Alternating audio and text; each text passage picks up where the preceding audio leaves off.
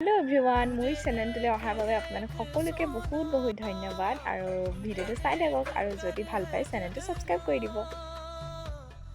এয়া বিহু বুলি লোকেল মুৰ্গী এটা নিলে আৰু এনেদৰে গুচাই থকা হৈছে আৰু আজি বতৰটো এয়া দেখুৱাইছোঁ যোৱাবাৰতকৈ বহুতেই বেছি ভাল, কিন্তু এইবাৰ আমাৰ চোতালখন খালী। যোৱাবাৰ ভিডিঅ'বোৰ যদি চাইছে গম পাইছিলে আমি যোৱাবাৰ এনেদৰে মেজি বনাইছিলোঁ, কিন্তু এইবাৰ একেবাৰে নাই, কিয়নো সমূহীয়াকৈ আমাৰ পথাৰতে বনোৱা হৈছে। গতিকে এইবাৰ একদম খালী আৰু অকল ভাত খোৱা হ'ল আৰু সাজটো। আৰু এয়া ধুনীয়াকৈ বিলাহী নহৰু লৈ লৈছোঁ আৰু চপাৰত এনেকৈ মই কৰি দিছোঁ আদা নহৰু বিলাহী যি লাগে আৰু মাংসত দিবৰ বাবে মই এনেদৰে চপাৰত কৰি দিলোঁ। আৰু মায়ে বনালে, জুইতে বনালে, খাই মজা লাগে।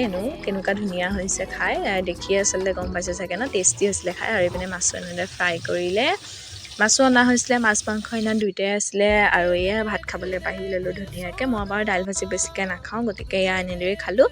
আৰু এয়া খাই ভাল লাগিলে। আৰু ইয়াত মঙলবাৰৰ দিনা, যিহেতু মানুহৰ বিহুৰ দিনাখন, আমি গ'লোঁ এফালে মঙলবাৰ বিশেষ মন্দিৰলৈ বুলি, হনুমান মন্দিৰ। আৰু এয়া অলপ তেল ভৰাবলৈ আছিলে, তেল ভৰাই ল'লোঁ স্কুটিখনত।